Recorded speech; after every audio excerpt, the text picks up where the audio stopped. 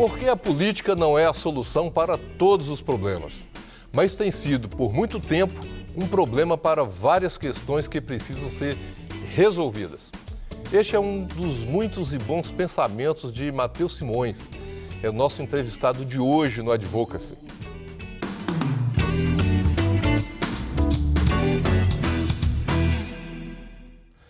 Matheus Simões é professor, advogado e procurador licenciado da Assembleia Legislativa de Minas Gerais. Já esteve como vereador em Belo Horizonte de 2016 a 2020 e foi convidado pelo governador Romeu Zema para assumir o cargo de secretário-geral do Estado de Minas Gerais.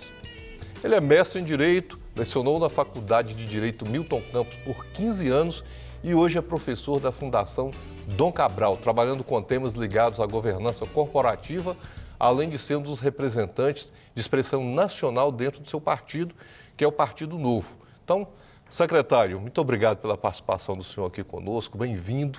E que tenhamos aqui uma conversa bem esclarecedora, né? Tenho certeza. Eu vou começar perguntando para o senhor quantas horas tem o seu dia? Eu tento trabalhar dentro das 24, mas tem dia que a gente tenta dar uma esticadinha. Né? Porque é tanta coisa assim, o executivo absorve muito, preparar aula absorve, dar aula absorve, e a demanda do dia a dia, e tem família, né, secretário? Eu dizia, há pouco tempo atrás, a Fundação Dom Cabral me convidou para dar uma palestra para uma turma da pós-graduação sobre multicarreiras. E aí, no dia que eu cheguei para dar palestra, eu perguntei para a coordenadora do curso, falei, por que você me convidou? Ela falou, nós verificamos aqui, você era o que tinha mais atividade. Eu falei, mas não é tanto, e fui contar, eu tinha 7 atividades simultâneas naquele momento. Eu acho que eu devo estar por aí mesmo, umas 6 ou 7 atividades simultâneas. Você era multicarreiras. Multicarreiras. Mas você está com um desafio grande, que é a Secretaria-Geral do Estado, né, no governo do Estado de Minas. Antes, um pouquinho aqui, a gente conversava sobre essa uma figura nova, né, não é muito comum na estrutura da administração pública, no Executivo especificamente, ter essa Secretaria-Geral. Normalmente a Secretaria da Casa Civil, é Casa Civil, Governo e tal. O que é a Secretaria-Geral? Eu brinco que o modelo existe em outras organizações, né? Os americanos têm os Chief of Staffs, que na verdade é essa mesma figura. O governador, e aí um pouco da minha experiência em governança, da experiência dele como gestor, resolveu trazer para dentro da estrutura pública uma coisa que já existe na estrutura privada, que é essa figura do articulador institucional. O que eu cuido é da relação entre as secretarias. Qualquer tema que diga respeito a mais de uma secretaria necessariamente passa por mim, o que me leva para o centro de algumas questões financeiras, das questões de agenda e das questões dos grandes projetos estratégicos do governo. É uma atividade de articulação para garantir que todo mundo esteja andando alinhado, na mesma velocidade e na mesma direção. Agora, isso se revelou, melhor, deixa eu reformular aqui, é resultado de alguma reflexão? Porque, por exemplo, não é incomum na administração pública no Brasil não haver uma articulação interna, né? Muitas vezes um órgão está trabalhando uma linha, outro órgão noutra. Eu já estive na administração pública, a gente vê isso acontecer. É resultado um pouco dessa reflexão? É resultado dessa reflexão e também de uma experiência que é uma experiência vivida pelo governador Romeu Zema, eu não digo de forma inédita, mas de forma muito diferente dos outros governos, porque como nós não fizemos nenhum tipo de acordo de divisão de cargos dentro da estrutura do governo, nós não fizemos aquela segmentação que prejudica tanto as estruturas municipais, estaduais e federais, quando eu começo a ter um determinado partido tomando conta de um tema e andando numa direção, outro partido tomando conta de outros temas e andando noutra direção. A seleção que o governador fez no início do mandato foi por meio de processo seletivo. Então, os secretários vêm com viés eminentemente técnico. E aí, essa figura, para dar o desenho completo, parece fazer mais sentido do que aquelas figuras ocultas que a gente vê em algumas administrações, que fazem a coordenação do seu nicho, né, do seu canto do governo. Então, o governo não tem isso, a gente não tem divisão interna de espaço como divisão de trocas ou de acordos políticos, e isso facilita e levou à reflexão do governador, depois de um ano de mandato, que ele precisava de alguém para institucionalizar esse papel. Foi quando eu vim para o governo já, depois de um ano. Eu coordenei a campanha do governador, coordenei a transição, mas não participei do primeiro ano de mandato, voltei para o meu mandato de vereador, e aí volto quando ele percebe essa oportunidade de articulação interna. Secretário, mas isso funcionou? Porque, assim, o Brasil tem essa cultura de que os partidos, eles loteiam o governo, eu não vou dizer a administração, mas o primeiro escalão de governo, e se isso não ocorre, muitas vezes fica uma situação de quase que usando uma linguagem não muito própria, mas que vai fazer com que o nosso telespectador entenda, da ingovernabilidade, ou seja, quase que inviabiliza a ação daquele governante do momento. Funcionou isso no governo de Minas, essa proposta de não vou partidarizar o governo? Olha que curioso, né? O governador, em todas as pesquisas que são feitas, aparece aí com 65%, 66% de aprovação da população. Em algumas regiões do estado, ele chega a 80% de aprovação. Mesmo tendo pegado no estado quebrado, não tendo conseguido ainda pôr as dívidas com os municípios em dia, não tendo ainda conseguido garantir o pagamento do servidor no 5º dia útil, mas a administração dele garantiu que o servidor sabe quando vai receber, que os municípios estejam recebendo atrasado de forma parcelada, sabendo que dia e quanto vão receber, com o melhor resultado de IDEB do ensino médio dos últimos anos, com os melhores índices de segurança da história do estado. Então a população percebe, os servidores percebem muitos avanços que derivam exclusivamente de gestão, da falta do loteamento político. O loteamento político ele prejudica demais. Então, se você me perguntar, não prejudica a governabilidade no sentido político? Talvez, porque as forças políticas estavam acostumadas a ocupar esse espaço. Mas, por outro lado, reforça força, presença popular do governador até entre os servidores, porque eles percebem que quem tem mérito foi escolhido. O governador, semana passada, 10 dias atrás, ele esteve em Araçuaí, lá ele gravou um rápido vídeo com uma superintendente de ensino de Araçuaí. E eu achei muito interessante por ver o vídeo depois, ela dizendo: eu sou órfã de pai e mãe, vivi num orfanato e nunca imaginei que eu pudesse chegar a este cargo, que é um cargo de autoridade que sempre foi ocupado por apadrinhados políticos, porque eu nunca tive, disse ela, né? Nunca tive padrinhos políticos. Mas o governo fez processo seletivo para superintendente, apesar de ser um cargo que pode ser nomeado a gosto do governador, quem ele quiser ele pode pôr lá. E aí o orgulho dela e o empenho dela em fazer com que aquele trabalho seja bem feito, que ele realize o que precisa. Não estou aqui tirando mérito de quem veio antes, nem de quem eventualmente tem ligação política. Mas você trabalhar com mérito na escolha das equipes e com a escolha técnica garante resultado, ainda que dificulte um pouco a relação com as forças políticas tradicionais. Não, eu ia perguntar isso para o senhor, pelo seguinte: o governo tem, dentre tantas forças, tem três, eu imagino, as mais importantes. Primeiro, a interna, que o funcionalismo público é muito forte. E quanto estadual, federal, mais forte ainda. Quer dizer, no Estado é muito forte. Carreira da educação, etc. E tem a correlação de forças com a Assembleia Legislativa, que é outro embate. E tem a população, quer dizer, que forma opinião e etc. O senhor está falando aí de alguns pontos positivos do governo, da administração atual. Eu lembro que nós entrevistamos o governador Zema quando veio aqui, antes da eleição. Ele tinha 2% de intenção de votos. 6 meses depois, nós estivemos no Palácio e entrevistamos o governador. E o mesmo, uma fala que se repetiu de lá, o déficit do Estado. Por mais que isso esteja bem, isso não é milagre para que se resolva o problema fiscal do Estado, que era catastrófico. Volto a te perguntar, como é que essa questão de lidar com o mérito da administração pública, empurrar um pouco a questão política da administração pública para que ela tenha mais eficiência, ajuda a resolver, se é que ajudou, a questão do déficit do Estado, que endividado e sem pagar as contas em dia, ele pode fazer o trabalho do ponto de vista técnico o mais brilhante possível, mas não vai ter repercussão em termos de aceitação. Muito dinheiro é desperdiçado quando o trabalho é feito sem técnica. Então, a chegada de uma gestão mais profissional fez com que o servidor se sentisse contemplado, porque percebia que o trabalho dele era valorizado, tinha efeito na vida pública. E é curioso, o apoio do governador entre os servidores é uma coisa quase inédita. O governador é um governador de pauta liberal, que normalmente encontra uma resistência profunda no funcionalismo. Ele não é maltratado, desrespeitado, agredido pelos servidores, que percebem esse empenho que ele tem. Percebem a valorização do trabalho que eles realizam. A população percebe que, com isso, o serviço público na ponta melhora, mesmo com a situação financeira. Gente, olha a questão dos medicamentos. Nós chegamos no Estado, nós não estamos conseguindo entregar medicamento para a população porque os laboratórios não forneciam, porque estavam sem receber há meses. Nós continuamos com problema para pagamento, mas hoje em dia a gente põe prazo para todo mundo, então eles voltaram a fornecer, a população voltou a ter remédio. Então, o sujeito que estava sem remédio antes, ele percebe um avanço mesmo sem ter chegado o dinheiro. E nós temos que lembrar que o governador conseguiu superar algumas crises que são muito duras para o Estado. 25 dias de mandato, nós tivemos Brumadinho.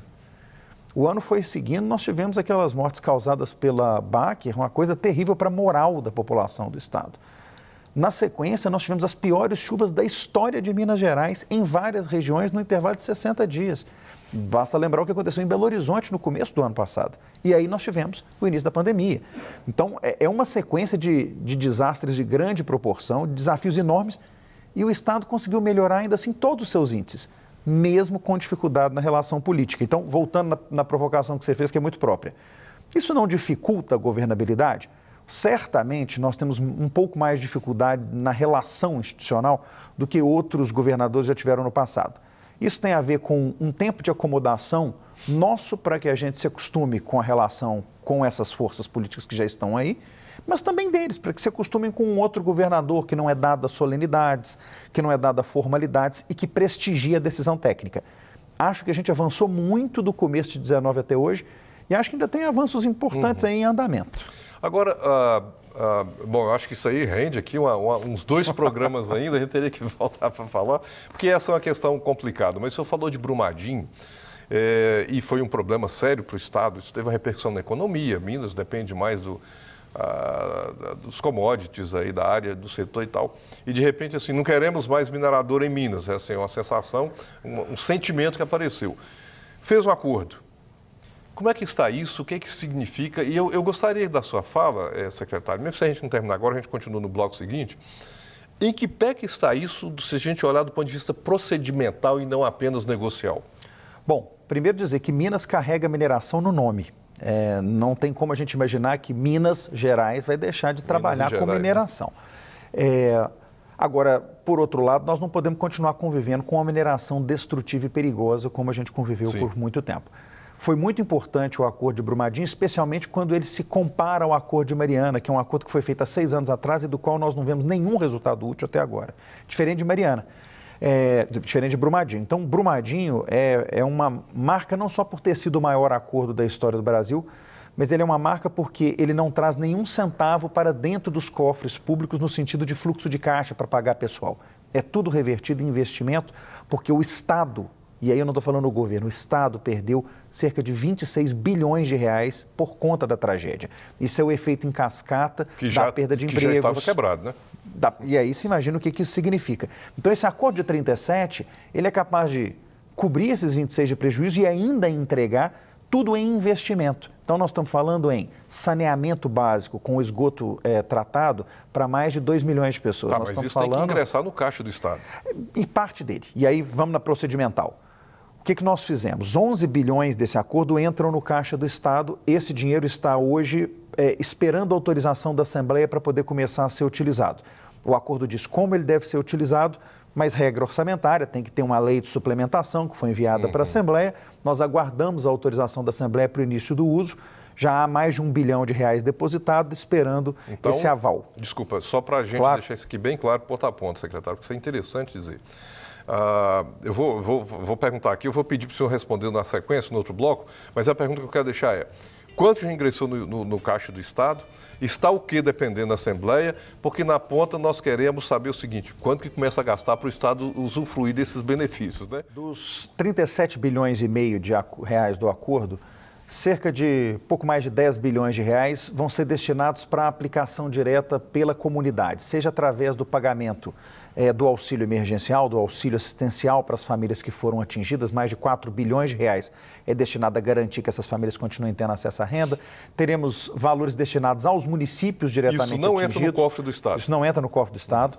Temos valores, mais de 2 bilhões e meio de reais destinados aos municípios que foram atingidos para projetos municipais e temos 3 bilhões de reais para projetos que vão ser propostos pela comunidade, mais 1 bilhão de reais para créditos direto a quem se instala e trabalha nessas localidades. Então, esse volume de recursos aí não transita no Estado. Ao lado desse, nós temos mais de 15 bilhões de reais que vão ser investidos diretamente pela Vale e que é a recuperação ambiental.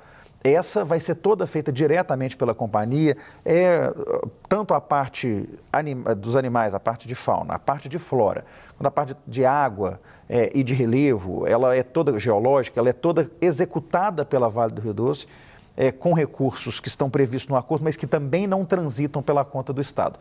sempre para evitar a morosidade e os custos aumentados do Estado. O que vem para dentro do cofre do Estado são 11 bilhões e meio. Desculpa, e esse projeto aí na área ambiental, sob fiscalização do órgão público? Do Ministério Público, da Secretaria de Meio Ambiente e do Tribunal de Contas, além da Defensoria da Comunidade. E nós já aprovamos o projeto todo, o projeto Arcades, ele foi submetido ao Tribunal de Justiça quando do acordo e ele faz parte do acordo judicial. Agora, além disso, nós temos 11 bilhões e meio que esses sim ingressam nos cofres públicos. E eles são os recursos para as obras de infraestrutura. Esse dinheiro é que vai custear o término de 5 hospitais regionais no estado, a reformulação de uma série de serviços de segurança e de assistência à população, várias escolas vão ser reformadas e eu chamava atenção no final do nosso último bloco para o que me parece a parte mais importante do acordo, que é a garantia de saneamento básico com esgoto tratado para mais de 2 milhões de pessoas e água tratada para mais de 5 milhões de pessoas da área atingida. No caso de água tratada, atinge até Belo Horizonte, porque a gente capta água no Paraopeba para abastecer a cidade. E também muita obra de infraestrutura rodoviária, o Rodoanel de Belo Horizonte, que talvez seja a obra mais impactante da história da cidade nos últimos 50 anos, está previsto no acordo, também vai ser feito ligando Caeté até a estrada do Rio de Janeiro, tirando os riscos que a gente tem hoje no anel rodoviário, com tantas mortes, essa tristeza. Então, a partir do momento em que a Assembleia aprovar, ao longo dos próximos dias, a gente tem certeza disso, o projeto de suplementação orçamentária, essas obras vão para a rua. Os editais já estão prontos, vários deles já estão com licitação em andamento, aguardando a liberação dos recursos. E o que depende? Apenas pauta na Assembleia? É uma desses. Neste momento, nós estamos agora aguardando que o projeto seja pautado e votado. Então vamos torcer aqui para presidente da Assembleia pautar esse assunto que é de interesse do Estado, né? Tem certeza aliás, que vai do Brasil, caminhar. né? Por causa até da reflexão o reflexo que a economia mineira tem na brasileira. É o maior projeto de investimento público do país nesse momento. Minas Gerais estará, durante um período de 6 anos, investindo 3 vezes mais do que São Paulo em infraestrutura pública. Então, é muito importante para o país inteiro, muito importante para Minas. A Assembleia, na sua responsabilidade, vai caminhar com velocidade com isso, eu tenho certeza. Agora, secretário, pensando em questão de quando isso chega lá, depende do Legislativo para fazer a suplementação, que é uma lei, o orçamento é uma lei, né? Acho que todo mundo é importante que saiba disso. Para mexer no orçamento, se vai entrar dinheiro, vai sair dinheiro, não estava previsto, tem que mexer na lei. Aí tem que voltar à Assembleia, fazer votação, etc. Ou seja, aumentar o valor do orçamento, que se ele estava de 10 milhões, não pode gastar 20. Exato. Tem que constar lá que vai gastar 20.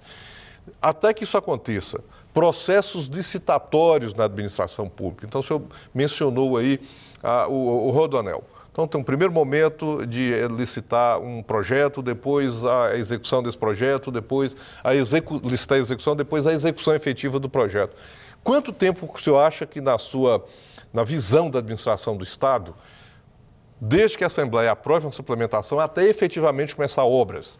Por exemplo, dentre essas que o senhor citou. O Hospital de Teófilo-Otoni, o Hospital Regional de Teófilo-Otoni, a obra começa 30 dias depois da liberação orçamentária. Eu já tenho o contrato está só paralisado. Então, eu vou retomá-lo imediatamente. Diferente, por exemplo, do contrato do Rodoanel, que demanda... Nós já estamos em consulta pública. É mais complexo, né? Ele é muito maior e mais complexo. Essa obra deve começar no ano que vem e deve durar 5 anos. Então, nós temos aí projetos de todo tamanho. Não há pressa, mas há necessidade de se fazer tudo. Por isso que a gente também, no acordo, tem um fluxo de pagamento ao longo de 3 anos e meio. Sim. A gente já recebeu 1 bilhão e o dinheiro vai caindo. No final desse ano tem mais uma parcela de 2 bilhões e pouco. E a gente vai acumulando esse recurso e gastando à medida que ele vai entrando no caixa. O senhor mencionou aí anteriormente sobre Mariana. Está também rediscutindo a situação de Mariana em termos de indenização. Especialmente a indenização para o Estado. Mariana é não só um desastre ambiental ainda mais grave do que Brumadinho. Sim. Brumadinho é um desastre humano muito grave, mas um desastre ambiental mais contido. Mariana não, 2 estados, chegou ao mar, o desastre, uma coisa muito, muito séria do ponto de vista ambiental. Só que o desastre já tem quase 6 anos e nós não vimos ainda quase nenhum resultado do acordo que foi celebrado há 5 anos atrás. E era um acordo muito menor do que o acordo de Brumadinho. Nós estamos, nesse momento, sentados à mesa com o Estado do Espírito Santo, a União, as empresas, porque a própria Samarco, a Vale, mais uma vez, e a BHP, diante do ministro Fux, no CNJ, para renegociar Mariana, garantir que Mariana tome feições mais próximas do que foi feito em Brumadinho, com mais velocidade e garantir de que as coisas aconteçam. Então, o CNJ está conduzindo muito bem essas conversas e a gente tem a expectativa de que a gente possa avançar para fora desse segundo desastre de Mariana, que foi o acordo que foi feito. Será que isso vai coibir ou diminuir os riscos para o futuro nessa área assim, da mineração? Que também, assim, num dado momento, não queremos mais a mineradora na nossa cidade. Quer dizer, o que isso representa para a economia e aí os reflexos disso, né, na área social e etc. Eu tenho certeza de que sim. Quando nós fechamos o acordo relativo ao desastre de Brumadinho, alguém disse, falou, mas a Vale vai querer ir embora de Minas porque ela pagou pouco mais de 700 milhões de reais por essa mina e por conta do desastre vai ter que desembolsar 37 bilhões de reais. Falei, exatamente, para que ela e todos os outros entendam que nenhuma atividade minerária pode ser feita com risco à vida ou ao meio ambiente. Então, a mineração é muito bem-vinda no Estado, ela é muito importante para nós, mas nunca com o tipo de risco que as empresas parecem ter aceitado durante muito tempo. Então, é um processo também educativo para que essas indenizações garantam uma alteração de postura. E nós já estamos vivendo essa alteração de postura, basta ver que todos os novos projetos de mineração no Estado são hoje de mineração a seco. A gente não tem mais essa lógica do uso das barragens, que são perigosas e que trazem esses riscos que nós vivemos 2 vezes em Minas Gerais com perda de vidas. Só curiosidade, você sabe quantas são em Minas? Acho que 800. São mais de 800, mas a montante que precisam ser descomissionadas são 42 em ponto de descomissionamento e mais 4 que há uma discussão se elas devem ou não ser descomissionadas. 46 barragens no total. Pandemia, como é que está o estado de Minas? Que marcos que nós temos aí na condução, no monitoramento e como é que o senhor também está vendo assim em termos de eu não vou dizer de sanar esse problema, né, de solucionar esse problema, mas de controle do problema, sobretudo da transmissão da doença. Como é que o Estado está vendo isso? Minas é o estado do Sul e Sudeste com o menor número de óbitos entre todos os estados na proporcionalidade, né? Muito melhores resultados do que São Paulo e Rio de Janeiro, por exemplo, mas melhores resultados também do que os estados do Sul. Isso se deve ao fato de que lá em janeiro de 2020, quando a pandemia ainda estava na Ásia e ainda era uma epidemia, nós já estávamos aqui com o Eduardo Menezes mobilizado, começando a fazer investimentos, dobramos o número de leitos de UTI no estado e com isso passamos momentos difíceis, mas nunca tivemos momento de desassistência completa como nós vimos em vários estados do país, em que faltou leito e as pessoas estavam morrendo na porta de hospital. Nós precisamos avançar com mais velocidade na vacinação. Infelizmente, para isso, nós precisamos de vacinas e as vacinas não estão disponíveis. O Estado continua num esforço tremendo para obter vacinas diretamente, já que o governo federal tem feito a parte dele, mas não consegue colocar vacina em volume e velocidade suficientes para atender a demanda. Então, a gente continua trabalhando em paralelo, tentando alternativas para aumentar o fluxo de vacinas para Minas Gerais, mas já vamos caminhando aí para mais de 30% da população com primeira dose aplicada. E isso nos dá a segurança de que perto de outubro nós teremos a primeira dose aplicada em 100% da população adulta do estado. Agora, o normal nunca mais vai voltar, pelo menos não aquele que a gente conhecia, né? Por exemplo, máscara. Né? Nós, como estamos distantes, estamos sem máscara aqui, mas os dois estavam de máscara quando entramos. E provavelmente, no futuro, toda vez que estivermos gripados com algum sintoma, vamos estar de máscara, como a gente já viu os orientais antigamente fazendo.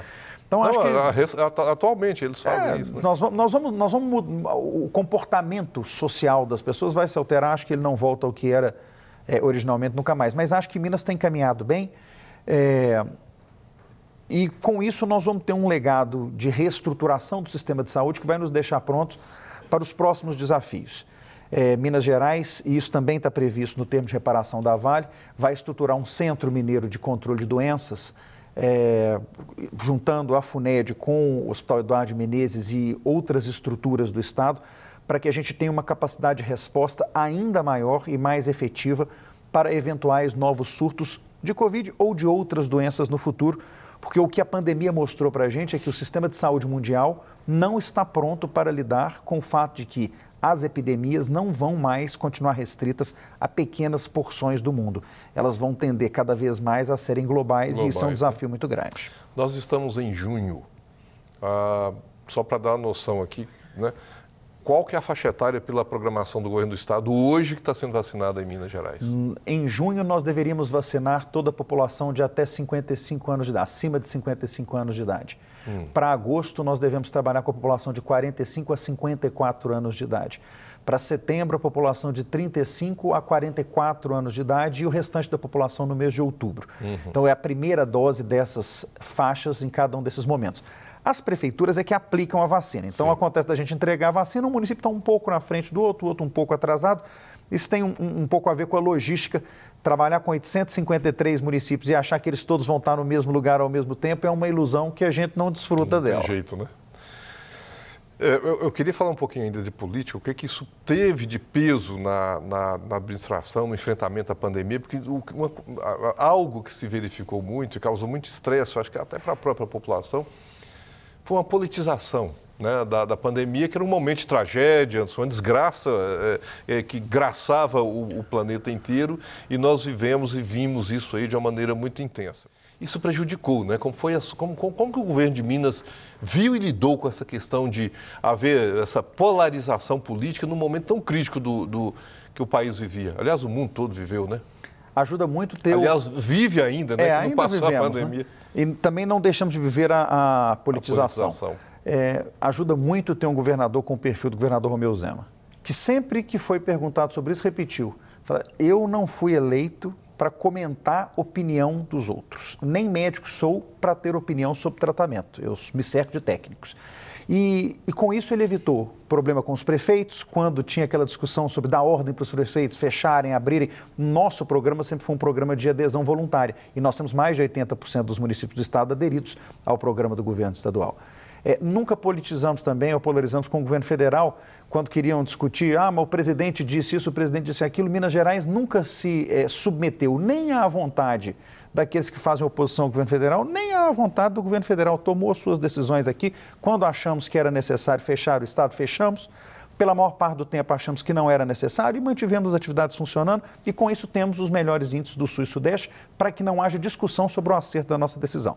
Então o governador permaneceu o tempo todo fora desse ambiente de polarização e vai continuar. Não é por outro motivo, por exemplo, que ele não foi convocado pela CPI nacional para depor, como vários governadores foram, e nunca entrou em atrito pessoal a respeito desse tema. Mas ele estava na lista, não? Não, nunca esteve. O governador Zema não ficou na lista lá de cima? Não é um dos que foram 9, né, convocados. 9? Nós não fomos nem chamados. Pediram informação para nós, mas só as informações que foram pedidas para todos os estados do país. Isso basicamente porque a gente nunca entrou nessa disputa por razão. A verdade é que se sabe tão pouco sobre a pandemia ainda hoje, depois de 1 ano e meio, que se pretender ter razão política sobre um tema que nem a ciência dominou ainda é muita arrogância. Não, e é um prejuízo para a população. Sempre, né? Que é quem sai perdendo nessa disputa. A população. Agora, nessa questão política, a relação com a Assembleia, porque, como falamos no início do programa, o governo não loteou, aliás, o governador não loteou o governo com os partidos. Isso gera um mal-estar, muitas vezes, no ambiente político. E a Assembleia? Como é que está a relação do governo de Minas com a Assembleia? Eu vejo uma relação amena.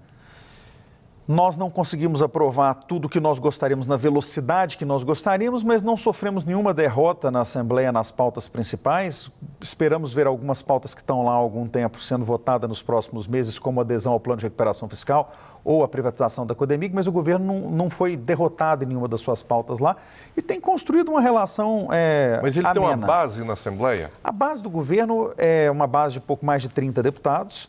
Nós 77. Não temos maioria. O maior bloco da Assembleia é o bloco dos independentes, então nós temos uma oposição relativamente pequena, de menos de 20 deputados, e um bloco de independentes que conversa conosco e nós vamos construindo essa solução. Eu falo que dá para perceber bem como o governador é bem recebido pelos deputados pela presença do governador no interior. O clima aqui na Assembleia, às vezes eles todos reunidos, fica um pouco mais tenso, não na relação direta com o governador, mas na fala sobre o governo. Mas quando o governador vai ao interior, a gente vê cada um dos deputados ao lado do governador, mostrando a sua cidade, explicando os seus problemas, pedindo ajuda para resolver os problemas e fazendo questão de estar acompanhando o governador nessa atuação local. O governador é muito presente no interior. Isso mostra como eles estão alinhados com o propósito do governador, ainda que ali no dia a dia da Assembleia a gente tem alguns problemas políticos, muitos por culpa nossa, que chegamos ainda sem conhecer ou sem participar daquele ambiente político que já estava estruturado, e um pouco por necessidade de adaptação deles a esse novo modelo de relação com a Assembleia, que não passa por cargos e que passa por conviver com gente que não faz parte da mesma estrutura que já estava instalada há tanto tempo, né? O senhor tem duas experiências aí que talvez esteja ajudando o governo, eu imagino. Uma é de já ter sido vereador e outra de ser de efetivo, de cargo de carreira na Assembleia. Ou seja, você conhece o funcionamento da Assembleia, a estrutura dela do ponto de vista jurídico e etc. Na sua avaliação, o que mudaria nesse sistema, secretário? Eu não vou dizer do aspecto político especificamente, assim, mas enquanto Estado brasileiro, o que mudaria nessa relação no direito, no retrato do Estado? O governador é um homem de sabedoria nas escolhas dele. Não me escolheu para ser o articulador com a Assembleia. Certo. Eu sou conhecido por ter o pavio curto, pouca paciência para as discussões, muito duro nas negociações. Então ele me colocou para o lado de dentro do governo, né? Eu cuido de garantir que a máquina funcione, rode bem, que a gente chegue onde a gente precisa, que as coisas aconteçam, mas eu não trato da relação com os parlamentares. Quando fui nomeado, a primeira notícia foi que eu seria nomeado para a Secretaria de Governo. E vários deputados se manifestaram naquele momento num alerta ao governador. Falei, governador, não faça isso, vai destruir a relação com a Assembleia. Eu acho que de lá para cá conquistei alguns amigos dentro dos deputados que perceberam que eu não sou essa pessoa irracível no trato. Mas, efetivamente, eu não sou a pessoa mais adequada para conduzir essas negociações políticas do dia a dia, porque eu trabalho com uma pressão muito grande sobre prazo. E sei que os prazos do Legislativo são muito diferentes daqueles prazos que a gente conhece no mundo normal. Sim. Eu acho que o Brasil precisa, e aí é uma fala que não é sobre o Legislativo Mineiro. Serve para a Câmara Municipal, onde eu atuei, serve para o Congresso Nacional. Nós precisamos mudar o tempo das coisas na política, porque as pessoas têm pressa, a infraestrutura é deficiente há muito tempo, a educação é deficiente há muito tempo, a segurança não é adequada há muito tempo. Não dá para a gente tomar todas as decisões ao longo de 15 anos. Olha o marco do saneamento. Eu vejo o assunto da deficiência de cobertura de saneamento do Brasil como principal pauta de saúde pública do país há 25 anos. Nós votamos agora o marco do saneamento. Então, esse tipo de coisa me deixa em ebulição. Por isso que faz bem o governador escolher o secretário Igoreto, muito mais ameno que eu no trato, para poder conduzir as relações com a Assembleia. Se bem que eu estava aqui falando, vamos ouvir do ponto de vista técnico, mas isso acaba tendo uma reflexão, um reflexo político também, né? Não tem como... Mas do ponto de vista técnico, eu não tenho dúvida que a gente precisa de mais agilidade. Isso serve para o Executivo e para o Legislativo. A gente precisa começar a trabalhar com a solução do pequeno problema, porque enquanto a gente pensa nos grandes temas nacionais, os pequenos problemas estão matando as pessoas na rua. Pois é, mas problemas procedimentais, por exemplo, questões de processos internos, como o senhor disse, o prazo do processo legislativo não é necessariamente o ritmo da administração do Executivo, quer dizer, não precisaria de ter alguma ferramenta, algum instrumento que fizesse com que... Porque não é nem culpa da Assembleia ou do governador. Quer dizer, o que tem da estrutura do Estado, a estrutura jurídica do Estado, que fizesse com que haja maior harmonia entre a administração pública, que é o Executivo que está lá na ponta, com o processo legislativo? Para mim, se a gente pensar o Legislativo como ele deveria funcionar, ele trata das políticas públicas de longo prazo. Ele não deveria se envolver em execução orçamentária, senão no controle, que não é bem feito no Brasil em lugar nenhum. Sim. Então, o que nós temos? Um legislativo que continuamente quer interferir na forma de uso do dinheiro público e que deveria estar, na verdade, fiscalizando o uso do dinheiro público e não o faz. E aí nós temos um executivo que deveria estar administrando o recurso público e quer dominar a pauta legislativa, que é a fixação das políticas de longo prazo. Se cada um tomasse conta melhor do seu próprio problema, a gente teria administração melhor. Eu falo, por exemplo, que na vida do sujeito, no dia a dia, o que incomoda ele é o executivo. E é por isso que a gente teve a lei de liberdade, os nossos decretos de liberdade econômica no Estado, que reduziram alvarás, que estão reduzindo tempo, que estão criando aprovações tácitas por decurso de prazo, coisa que não existia no direito brasileiro, com uma simplificação tremenda dos procedimentos fiscais e administrativos perante o Estado. Isso muda a vida do sujeito no dia a dia. Agora, o que vai acontecer daqui a 30 anos, a Assembleia tem que tomar conta, para que a gente não esteja criando passivos novos regulatórios de longo prazo. Eu acho que se a gente conseguir focar os legislativos e os executivos nas suas funções originárias, a gente teria modelos melhores. O problema é que a gente veio destruindo essa parte teórica de qual é a atribuição do legislativo, qual é a atribuição do executivo, e a gente começa a misturar. E nós temos, então, um legislativo que quer executar orçamento e um executivo que quer dominar a pauta legislativa. Nós não vamos sair do lugar desse jeito. Nós estamos em junho de 2021. Tem mais um ano e meio do governo do Estado. Eu não posso terminar esse programa sem perguntar e o governador Romeu Zema, porque o partido dele não permite a reeleição, né? Se não me falha a memória.